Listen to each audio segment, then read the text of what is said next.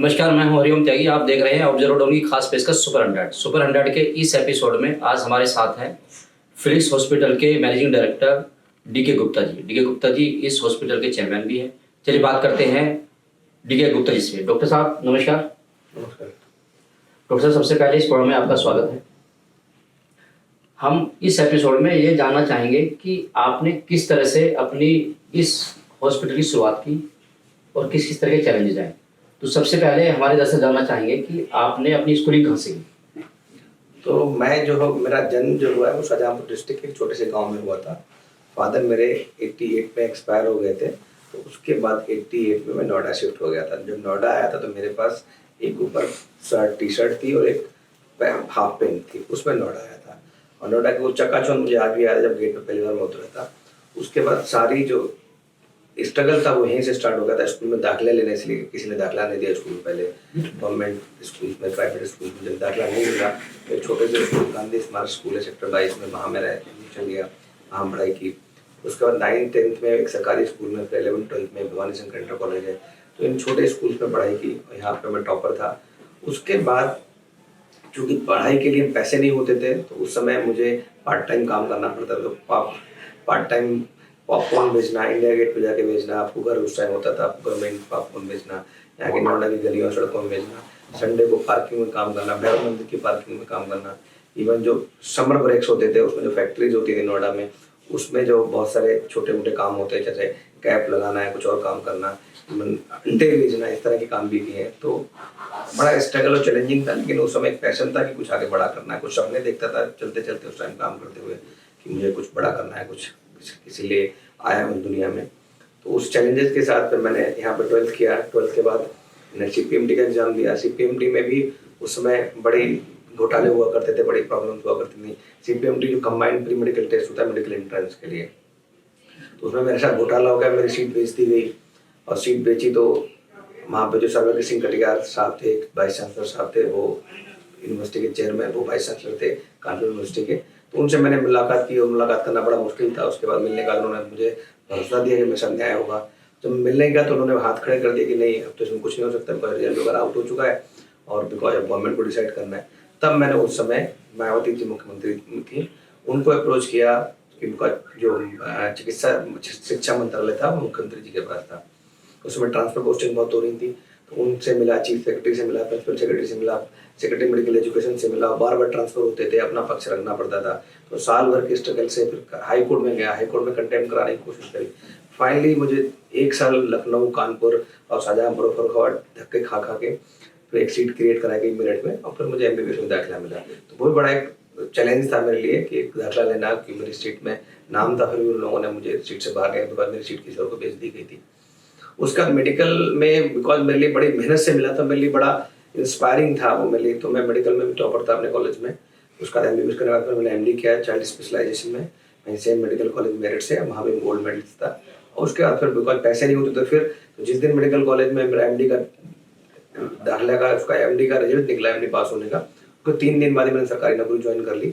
7-8 साल तक दिल्ली गवर्नमेंट में मैंने MCD के अंदर नौकरी करी। उसके बाद मैंने एक अपना छोटा सा नर्सिंग होम खोला, मेरी और मेरी वाइफ डॉक्टर रश्मि गुप्ता ने एक छोटा क्लिनिक और नर्सिंग होम खोला नोएडा में सेक्टर 22 में। सडनली उस समय भी फिर दोबारा सर मुड़ाते बोले पड़ने वाली कहावत थी कि खोलने के 3 महीने के अंदर ही सडनली एक नया ऑर्डर आ गया ऑनरेबल सुप्रीम कोर्ट का कि जितने रेजिडेंशियल एरिया में नर्सिंग होम सबको बंद कर दिया जाए और बैंक को बंद कर दिया जाए। विदिन 3 महीने अपना अस्पताल बंद करना पड़ा।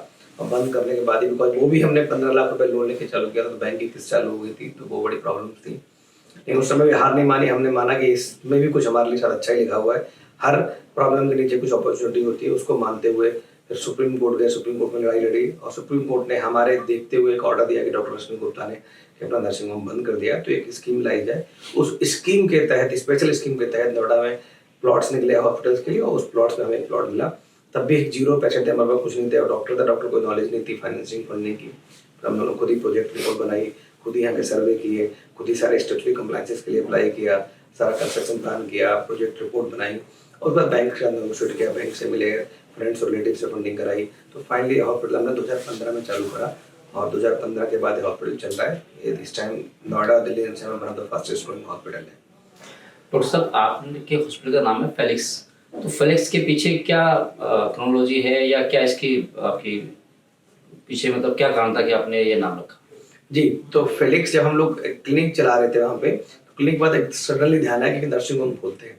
नर्सिंग होम क्या नाम रखें उस टाइम वो हमारे लिए चैलेंज था। तो बहुत सारे नाम सर्च कर रहे थे, तो उसमें फेलिक्स नाम मिला। फेलिक्स का नाम का मीनिंग बहुत अच्छा है, एक लैटिन वर्ड है, उसका मीनिंग है लक, सक्सेस एंड प्रॉस्पेरिटी। और मानोगे नहीं, जिस दिन से हमने इसका नाम रखा उस समय मेरे पास 0 पैसे थे, मतलब 1 रुपया नहीं था। किराए के 2 BHK घर में रहते थे, उसी के अंदर क्लिनिक था। और वहाँ से शुरुआत हुई और वहाँ से आज फेलिक्स एक ब्रांड नेम बन चुका है, दिल्ली एनसीआर का इंडिया में ब्रांड नेम बन चुका है। तो ये फेलिक्स की कहानी है। अच्छा, फ्लिक्स आपने हॉस्पिटल शुरू किया और एक स्ट्रगल करके आप इस मुकाम तक पहुंचे हैं। इसमें आपका जो अभी जैसे बताया कि डॉक्टर रश्मि जी आपके साथ रही, तो कैसे उनसे मतलब आपका उनका कब मतलब आपने शादी की उनसे, या किस तरह से आपकी लाइफ में, उसके बारे में थोड़ा सा बताएं, अच्छा लगेगा हमारे दर्शकों को। तो हम लोग पहले से जानते थे, हम लोग MBBS से पहले से कोचिंग से जानते थे। रश्मि जी का सिलेक्शन हो गया, तब वो चली गई थी आगरा, और मेरा सिलेक्शन नहीं हुआ था। तो बाद में मेरी मार्कशीट आई, पता लगा मेरे मार्क्स उनसे भी ज़्यादा थे। तो ये भी एक इंस्पायरिंग स्टोरी है कि मेरे मार्क्स उनसे ज़्यादा, तो मेरा सिलेक्शन नहीं हुआ। तो मुझे पता लगा कि यहाँ कुछ घोटाला हो गया। तो उसी इन्फ्लुएंसेशन की वजह से एक दिमाग में था कि इंस्पायरिंग था कि भाई मुझे भी MBBS करना है। और शायद रश्मि गुप्ता बाद संभव उस टाइम एक मेरे लिए इंस्पिरेशन था, या मेरे लिए वो था कि मुझे अगर रश्मि गुप्ता से मिलना है तो मुझे भी MBBS करना पड़ेगा। तो तभी इसी वजह से मैंने फिर उस दुनिया से लड़ाई लड़ी, शासन से लड़ाई लड़ी, अपनी सीट क्रिएट कराई। उसके बाद हम लोग मिलते रहे। मैंने MBBS किया मेरठ से, उन्होंने आगरा से किया। कब मिलने के बाद दोनों ने जब PG कर ली, उसके बाद मिल लिए।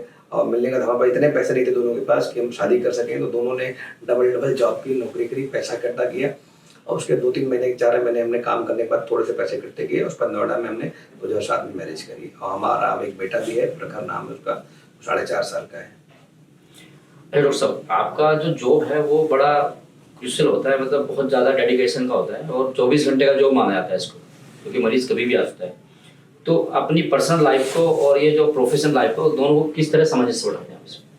तो बिल्कुल कहते हैं, डॉक्टर्स की जॉब जो थी बहुत टफ होती है। 24/7 ऑन कॉल होते हैं, मतलब अस्पताल में कभी भी उनकी जरूरत पड़ सकती है। हमने जब अपना करियर स्टार्ट किया तो फ्रीलांसिंग करके, जहाँ भी डिलीवरी होती थी वहाँ जाना पड़ता है। रात के 12 बजे, हम लोग पीडियाट्रिशियन है तो डिलीवरी को जाना पड़ता है। गायनेकोलॉजिस्ट जब भी डिलीवरी करती हैं तो डिलीवरी रात में भी हो सकती है, दिन में हो सकती है। तो रात के 12 बजे, 1 बजे, 2 बजे जाते थे, धक्के खाते थे। तो वहीं से स्टार्ट किया। अभी भी रात में भी कोई समय नहीं होता, अगर अस्पताल में हमारी जरूरत पड़ती है तो रात में भी आना पड़ता है, दिन में भी आना पड़ता है। हाँ, बैलेंस यही है कि घर वाले भी समझते हैं कि भाई इन लोगों का जो प्रायोरिटी है वो हाई है, इन लोगों की प्रायोरिटी समाज के प्रति ज़्यादा है, मरीजों के प्रति ज़्यादा है। तो उन सब का ध्यान रख के हम लोग बैलेंस बनाने की कोशिश करते हैं। महीने 2 महीने में कभी कभी 1-2 दिन का ब्रेक लेके। अदरवाइज हमारा कोई संडे नहीं होता, कोई सैटरडे नहीं होता। हम लोग और अब आदत पड़ गई, जिस दिन काम नहीं होता है उस दिन जरूर अजीब सा लगता है, बट जिस दिन काम होता है उस दिन वी एंजॉय दैट। यदि नोएडा की बात करें तो यहाँ पर मेडिकल फील्ड के अंदर बहुत बड़े बड़े ब्रांड्स हैं, और आप एक नया ब्रांड है आपका, तो किस तरह की समस्या या किस तरह का कंपटीशन आपको फेस करना पड़ता है? बिल्कुल, ये बहुत अच्छा सवाल है कि नोएडा में आपको सबको पता है बड़े बड़े कॉर्पोरेट हॉस्पिटल्स हैं, फोर्टिस हो, अपोलो हो, JP हो, मैक्स हो, ऐसे कैलाश हॉस्पिटल, इतने बड़े बड़े ब्रांड हॉस्पिटल ऑलरेडी एस्टेब्लिश्ड हैं। तो यहाँ पे अपने आप को एस्टेब्लिश करना एक बड़ा बड़ा चैलेंज था। हम लोग की मार्केटिंग स्ट्रेटजीज थी, जो हम लोग की क्वालिटी ऑफ केयर थी, जो हमारे एक्रेडिटेशंस थे, वो अपने लेते। अगर आप देखें इस समय तो ये नोएडा का one of the fastest growing hospital है। ना नोएडा का नहीं, even one of the India का फास्टेस्ट ग्रोइंग हॉस्पिटल है। हमारा एबिटा 26% है। हमारा पिछले 5 साल में क्यूमुलेटिव जो ग्रोथ रेट है, हमारा क्यूमुलेटिव एनुअल ग्रोथ रेट जिसको CAGR बोलते हैं, वो 115% है। इंडस्ट्री का 24% है। मतलब हम लोग इंडस्ट्री से 4 से 5 गुना स्पीड पे ज़्यादा ग्रो कर रहे हैं।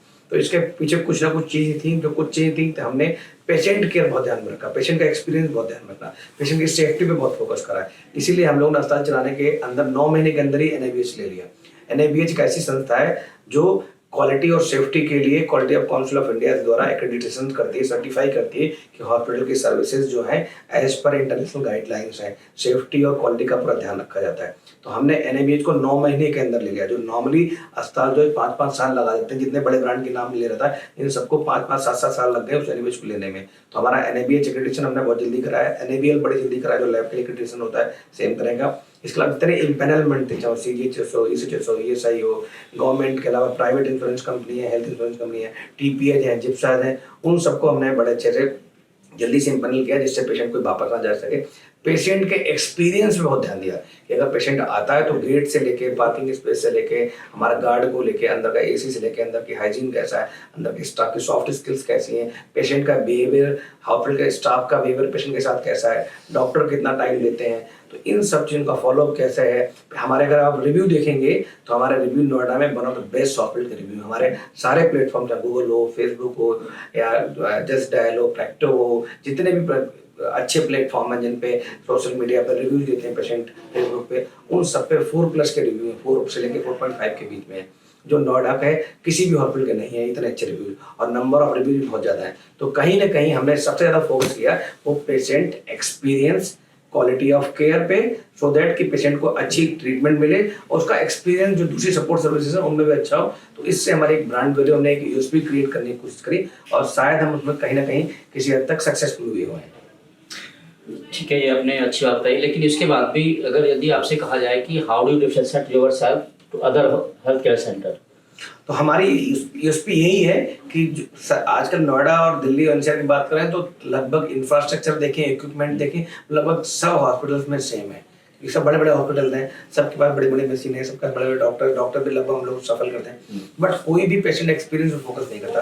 पेशेंट की सेफ्टी पे फोकस बहुत लोग कम करते हैं। आप देखते हैं कि पेशेंट की क्वालिटी ऑफ केयर पे बहुत कम फोकस करते हैं, अफोर्डेबिलिटी पे लोग फोकस कम करते हैं कि रेट बहुत हाई है और क्वालिटी ऑफ केयर। तो हमने कोशिश करी कि बुटीक हॉस्पिटल में, 4 स्टार हॉस्पिटल में कैसे 7 स्टार हॉस्पिटल या 5 स्टार हॉस्पिटल का एक्सपीरियंस दिया जाए, और सबसे बड़ा जो हमारा फोकस था मेन पेशेंट पे, वो था पेशेंट की सेफ्टी, क्वालिटी ऑफ केयर और पेशेंट एक्सपीरियंस। इन 3 बातों को ध्यान रखा तो हमने अपना को डिफरेंशिएट किया जो मिड साइज हॉस्पिटल्स हैं उनसे और कॉर्पोरेट साइज हॉस्पिटल से, कि हमारे यहाँ जो सर्विसेज हैं वो कॉर्पोरेट हॉस्पिटल जैसी हैं और जो हमारे यहाँ रेट्स हैं वो है मिड साइज हॉस्पिटल के। तो ये बात हमारी यूएसपी थी। अच्छा, जैसे नोएडा की यदि बात करें तो यहाँ पर किसी भी हॉस्पिटल को बनाने से लेके, कंसीव से लेके उस कॉन्सेप्ट को और चलाने तक का किस तरह के चैलेंजेस सामना करना पड़ता है, उसके बारे में थोड़ा सा डिस्क्राइब करें हमारे दर्शकों को। बिल्कुल, तो सबसे बड़ा चैलेंज तो किसी भी हॉस्पिटल को बनाने में, बिकॉज ये कैपेक्स इसमें बड़ा हाई होता है, तो सबसे बड़ा चैलेंज होता है लैंड अलॉटमेंट। एक अच्छी लैंड मिलना बड़ा मुश्किल काम है, लैंड के रेट्स बड़े हाई होते हैं। अगर हम प्रोजेक्ट कोस्ट की बात करें तो 20 से लेकर 30% तक प्रोजेक्ट कोस्ट का लैंड कोस्ट करती है इन बड़े शहरों में। लैंड अलॉटमेंट बड़ी मुश्किल से मिलता है। फिर स्ट्रक्चरल कंप्लायंसेस बड़े मुश्किल से मिलते हैं, लैंड अप्रूव कराना, नक्शा अप्रूव करना, खुदाई के लिए परमिशन लेना, एयरपोर्ट अथॉरिटी परमिशन लेना, फायर एनओसी लेना, उसके अलावा और लगभग 26 ऐसे स्ट्रक्चरल कंप्लायंसेस हैं जो आपको लेने पड़ते हैं। प्लस फिर सबसे बड़ी बात क्या है कि एक्रेडिटेशन और इम्पैनलमेंट में 2 से 3 साल एवरेज मिनिमम लगते हैं और लोगों को 5-5 साल भी लगे, मैंने बताया। हम लोगों ने वो टाइम कम करके 1 साल कर दिया था। तो ये बहुत बड़े चैलेंजेस है कि बहुत सारे स्टैट्यूटरी कंप्लायंसेस का मिलना, आपको इम्पैनलमेंट करवाना, आपको एक्रेडिटेशंस करवाना, फिर उसका अस्पताल को ब्रेक इवन में लाना। हायरिंग बहुत ही, ह्यूमन अगर पावर रिसोर्स की बात करें तो स्टाफ की बड़ी प्रॉब्लम है, स्टाफ के रिटेंशन की, स्टाफ अटेंशन रेट बहुत हाई है यहाँ पे, क्वालिटी ऑफ केयर डॉक्टर्स की बहुत प्रॉब्लम है। तो इस तरह, या जो हम लोग काम करते हैं इंश्योरेंस के लिए काम करते हैं, जो गवर्नमेंट इंश्योरेंस के पैसे हैं वो बहुत लेट आते हैं, तो हमारा डेटर्स लेवल बहुत हाई होता है। तो ये बहुत सारे चैलेंजेस हैं, बट स्टिल अगर आप ध्यान से सिस्टम और प्रोसेस से काम करते हैं तो ये चैलेंजेस भी आप पार कर सकते हैं। यदि कोई नया प्लेयर इस फील्ड में आना चाहे तो नोएडा के अंदर क्या पॉसिबिलिटीज़ हैं अभी इस फील्ड के अंदर?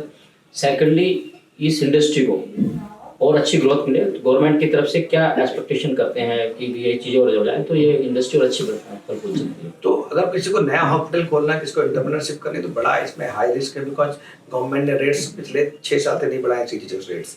इंश्योरेंस कंपनी और ज़्यादा नेगोशिएट कर रही है, रिजेक्शंस बहुत ज़्यादा आ रहे हैं, रेट नेगोशिएशन बहुत ज़्यादा है, पेशेंट की जो रिक्वायरमेंट है, पेशेंट की एक्सपेक्टेशंस है वो बहुत हाई हो गई हैं। तो कोई भी अगर हॉस्पिटल खोलते हैं तो उससे पहले आप टेक्नो इकोनॉमिकल वाइबल स्टडीज होती है, टीवी जिसको बोलते हैं, वो अच्छे से करना चाहिए, जिसको फिजिबिलिटी स्टडी भी बोलते हैं। आपको देखना चाहिए, शॉर्ट एनालिसिस करनी चाहिए, क्या स्ट्रेंथ है, क्या वीकनेस है, ये सारे देखने के बाद ही प्लान करना चाहिए। अगर लोकेशन बहुत अच्छी है, कैचमेंट एरिया बहुत अच्छा है, आपका फंड फ्लो बहुत अच्छा है, कैश फ्लो में प्रॉब्लम नहीं है, तभी जाकर प्लान करना चाहिए। और हम बात करें फ्यूचर हेल्थ केयर का बहुत अच्छा है। आई थिंक गवर्नमेंट को अब तो कोविड के बाद बहुत ज़्यादा सपोर्ट करना चाहिए। तो आज गवर्नमेंट अभी भी जीडीपी का लगभग 1% ही खर्च करती है हेल्थ केयर पे। ये जो डेवलप्ड कंट्री हैं वो 10 से लेकर 15% तक खर्च करते हैं। तो कहीं ना कहीं इस समय गवर्नमेंट को हेल्थ केयर में सपोर्ट करने की बहुत ज़रूरत है। और हमें सबको पता है इंडिया में जो 75% बेड्स हैं, डॉक्टर्स हैं, स्टाफ नर्सेज हैं, वो प्राइवेट हॉस्पिटल्स के ही हैं। तो इसका मतलब कि अगर आपको सपोर्ट भी करना पड़ेगा तो थ्रू प्रॉपर प्राइवेट हॉस्पिटल के थ्रू ही करना पड़ेगा, बिकॉज आप सडनली पूरी इंडिया में हेल्थ केयर इंफ्रास्ट्रक्चर प्रोवाइड नहीं कर सकते। तो गवर्नमेंट को सब्सिडाइज लैंड देनी चाहिए, जितने भी हमारे जो लाइसेंसेज हैं उनको सिंगल विंडो करना चाहिए, रेट ऑफ इंटरेस्ट लोन पे कम होना चाहिए, लोन आसानी से मिलना चाहिए। तो ये सब चीज़ों को ध्यान रखेंगे तो शायद इस फील्ड में भी हेल्थ केयर में बहुत बड़ा काम कर सकते हैं। और जबकि अच्छी बात है कि हमारे पास में जेवर एयरपोर्ट आ रहा है, जेवर आने से मेडिकल टूरिज्म को फैसिलिटेट कर सकते हैं, वीजा पॉलिसी को मॉडिफाई कर सकते हैं। तो इन सब चीज़ों को ध्यान रखें तो हेल्थ केयर में बहुत अच्छा स्कोप है। अभी आपने मेडिकल टूरिज्म की बात की, तो थोड़ा सा मेडिकल टूरिज्म के बारे में बताएं। एक टाइम पहले बहुत उसका हो बोला था, लेकिन आज की तारीख में बहुत ज़्यादा मेडिकल टूरिज्म के ऊपर फोकस नहीं है शायद गवर्नमेंट का। तो किस उसमें कहाँ पर है अभी ये, और किस तरह से इसको आगे बढ़ाया जाता है? तो ग्लोबली लगभग $50 बिलियन का मेडिकल टूरिज्म होता है। इंडिया में लगभग हमने लास्ट जो 2019 में काम किया है वो लगभग $8 बिलियन का काम किया है। तो लगभग 20% हम लोग जो है इंडिया में ग्लोबली जो मेडिकल टूरिज्म है वो करते हैं। बट अभी भी इंडिया में बहुत सारे चैलेंजेस हैं। चैलेंजेस ये हैं कि एक्रेडिटेशंस के नंबर ऑफ हॉस्पिटल्स कम है, जैसे हॉस्पिटल्स कम है, एनएमएच हॉस्पिटल्स कम है, क्वालिटी ऑफ केयर बहुत अच्छी नहीं है, हमारे रेट्स बहुत अच्छे हैं, हमारे डॉक्टर्स बहुत अच्छे हैं, हमारे रेट्स 1/10 हैं जो दूसरी जगह के हैं। हमारे साथ जो कंपटीशन है मलेशिया और थाईलैंड का, जहाँ पे रेट्स बहुत अच्छे भी हैं और साथ में इंफ्रास्ट्रक्चर बहुत अच्छा है, क्वालिटी ऑफ केयर बहुत अच्छी है। तो गवर्नमेंट वीजा पॉलिसी उनकी बहुत अच्छी है। तो गवर्नमेंट ऑफ इंडिया ने भी on arrival visa policy start करी, बट अभी भी बहुत सारे पोर्टल्स की, बहुत सारे सपोर्ट की जरूरत है मेडिकल टूरिज्म में, सो दैट इस बिजनेस को बढ़ाया जा सके, खासकर पोस्ट कोविड एरा में। बिकॉज बहुत सारे जो कंट्रीज हैं उन्होंने इम्यूनिटी पासपोर्ट इशू करना शुरू कर दिया, बिना टेस्ट के आप नहीं जा सकते हैं। ये सारी चीज़ें स्टार्ट हो गई। तो मुझे लगता है बिकॉज पिछले साल में सबसे ज़्यादा बड़ी इंपैक्ट मेडिकल टूरिज्म पड़ी है और एविएशन इंडस्ट्री से पड़ी है। और मेडिकल टूरिज्म खाली मेडिकल टूरिज्म के लिए नहीं है, दूसरी सपोर्ट इंडस्ट्री उसके साथ बहुत सारी अफेक्ट होती है। हॉस्पिटलिटी इंडस्ट्री है, होटल इंडस्ट्री है, एविएशन इंडस्ट्री है, टूर एंड ट्रैवल इंडस्ट्री है। तो ये सारे आपस में लिंक है। तो गवर्नमेंट अगर मेडिकल टूरिज्म को सपोर्ट करेगी तो इन सब इंडस्ट्रीज को भी फायदा होगा। ये तो अभी प्रोफेशनल बात है। कुछ हम लोग आपसे कुछ पर्सनल सवाल भी जानना चाहते हैं। जैसे एक डॉक्टर जो होते हैं उनकी लाइफ बड़ी बिजी होती है या बड़ी मतलब व्यस्त होती है, तो इस बीच में जो अपने शौक होते हैं उनको किस तरह से आप टाइम निकाल पाते हैं? तो हमारे शौक तो एंटरप्रेन्योर कोई शौक नहीं होता, उनका शौक एंटरप्रेन्योरशिप ही होता है, एंटरप्रेन्योर पैशन होता है। कोई हॉबी नहीं है मतलब इस हॉबी है, मतलब घूमना अच्छा लगता है। तो 3-4 महीने में हम लोग घूमने निकल जाते थे, पर पिछले कोविड में 1 साल में ऐसा हो गया घूमना बंद हो गया। बट ये है कि हाँ कि टीवी भी देखना बंद हो गया, तो टीवी में न्यूज़ वगैरह पढ़ना थोड़ा बहुत है, ठीक है। और बस अब तो एक पैशन है कि इसी के अंदर काम करना है, इसी को एक्सपेंड करना है, फिर एक चैन बनानी, नंबर ऑफ हॉस्पिटल क्रिएट करने, जल्दी ब्रेक इवन लाना है, सिस्टम प्रोसेस इंप्रूव करना, यही सारे पैशन हो गया। कुछ कोई ऐसी 3 चीज़ें बताइए जो आपको बहुत ज़्यादा पसंद है और जिन्होंने आपकी सफलता में बहुत ज़्यादा योगदान दिया हो। तो मुझे लगता है अगर किसी को सफलता चाहिए तो कमिटमेंट लेवल बहुत हाई होना चाहिए। कमिटमेंट लेवल सेल्फ का और उसकी टीम का, अगर दोनों बहुत हाई कमिटमेंट लेवल है, मतलब व्हाट एवर इट टेक्स, अगर किसी काम करने के लिए हमें कुछ भी करना पड़े, हम उस हद तक तैयार हैं, तो वो सफलता आपको जरूर मिलेगी। नंबर 1। नंबर 2, आपकी सेकेंड लाइन ऑफ टीम बहुत अच्छी होनी चाहिए। नंबर 3, पैशन होना चाहिए, पागलपन होना चाहिए। और उससे बड़ी अगर और रूट कॉज में जाए तो आपका वाई कितना बड़ा है, आपका जो करना चाहते हो क्यों करना चाहते हो, अपने लिए करना चाहते हो, अपनी फैमिली के लिए करना चाहते हो, अपने समाज का निकल चाहते हो, अपने देश के लिए करना चाहते हो, तो जितना बड़ा वाई होगा उतने बड़ा आप सफल हो सकते हो। तो अगर छोटा वाई है कि मैं अपने लिए संकुचित हूँ कि मुझे अपने लिए पैसा कमाना है, तो एक बड़ा हॉस्पिटल नहीं बन सकता। अगर मुझे अपने एम्प्लॉयज का ध्यान रखना है, अपने जो कैशमेंट के जो फैमिलीज है उनकी सेवा करनी, मरीजों की सेवा करनी है, तो और बड़े हॉस्पिटल बन सकते हैं। अगर मैं देश की बात करता हूँ तो मैं चेन हॉस्पिटल बना सकता हूँ। अगर मैं ग्लोबली बात करता हूँ ग्लोबल चेन बन सकती है। तो जितने बड़े और जितना लोगों के बारे में सोचोगे, दूसरों के बारे में सोचोगे, उतना बड़ा इंसान बन सकते हो अगर दूसरों के लिए काम करते हो। अच्छा, कोई ऐसी 3 चीज़ें बताइए जिनसे आप बहुत ज़्यादा नफरत करते हो और आप कहीं ना कहीं उससे भी पीड़ित भी हो। अच्छा, तो नफरत, मैं एक तो झूठ बोलना मुझे पसंद नहीं, ठीक है। अगर कोई टीम का बंदा झूठ बोलता है मुझे आई डोंट लाइक दैट। तीसरा, प्रोक्रेस्टिनेशन मुझे पसंद नहीं, मतलब कोई चीज मैं कोई काम लेट नहीं करता, मुझे जो काम करना है तुरंत करना है। आई डोंट वांट टू, मतलब उसको कुछ लोग डिले नहीं होना चाहिए, मतलब डिले नहीं होना चाहिए, नहीं करते उसका एक्शन मैन होना चाहिए। अगर आपको रिजल्ट होता है खराब है अच्छे, but you should not wait. तो एक तो झूठ नहीं बोलना चाहिए, दूसरा प्रोक्रेस्टिनेट नहीं करना चाहिए, और तीसरा आई थिंक पंक्चुअलिटी, टाइम बहुत इंपॉर्टेंट। अगर आपने किसी को टाइम दिया, should be on time. Time की वैल्यू करना हम सबके लिए बहुत जरूरी है। हमने अपने आपसे काफ़ी सवाल पूछे हैं, अगर कुछ इसके अलावा भी कुछ और बताना चाहते हैं आप हमारे दर्शकों को तो आप बता सकते हैं इसमें। तो मैं यही बताना चाहूँगा दर्शकों को, कोविड के दौरान आप सबने बड़ा सपोर्ट किया, हम लोग सब लोग फ्रंटलाइन वॉरियर्स थे, और आगे भी मैं आप सबसे रिक्वेस्ट करूँगा कि डॉक्टर्स पर भरोसा करें, अपने जो फैमिली फिजिशियन है उस पर भरोसा करें, मेडिकल टीम पे भरोसा करें, बिकॉज हम सब आपके लिए ही हैं। हमारा दाल रोटी, हमारा सम्मान, हमारा रिस्पेक्ट, वो सब आपकी वजह से है। अगर हम आपको अच्छा ट्रीटमेंट देंगे, आपको क्वालिटी ऑफ केयर देंगे, तो हमारी उससे वैल्यू बढ़ेगी, हमें उससे सब कुछ मिलेगा जो हमें चाहिए। तो कृपया करें, अपने डॉक्टर से भरोसा करें और उनकी बात मानें और हेल्थ में फोकस करें, प्रिवेंटिव हेल्थ पे फोकस करें। जरूरत ही ना अपने आपको अस्पताल आने की, आप अच्छे से एक्सरसाइज करें, योगा करें, फिटनेस पे ध्यान दें, तो इम्यूनिटी बढ़ाने की सारी चीज़ें करें, चाहे खाने में चाहे फिटनेस में। अगर इन सब चीज़ों का ध्यान रखेंगे तो शायद हमारा जो भारत है वो अच्छा भारत होगा। और शायद हमने देखा भी, हम बाकी जगह से बहुत अच्छे से पेंडेमिक से लड़ने में कामयाब है, बिकॉज हम लोगों की जो इम्यूनिटी है वो अच्छी थी। इसीलिए करो, आगे भी अगर ऐसा कोई इम्यूनिटी, ऐसा कोई पेंडेमिक आए, ऐसी कोई प्रॉब्लम आए, तो हम सबको तैयार रहना चाहिए। हेल्थ इज वेल्थ हम कहते हैं, तो हेल्थ पे बहुत फोकस करना है सबको। डॉक्टर साहब बहुत बहुत धन्यवाद, आपने अपने बिजी शेड्यूल से हमें अपना वक्त दिया और उम्मीद है कि हमारा ये कार्यक्रम दर्शकों को बहुत पसंद आएगा और आगे से फिर दोबारा किसी मुद्दे को लेकर आपसे फिर मुलाकात करेंगे। तब तक के लिए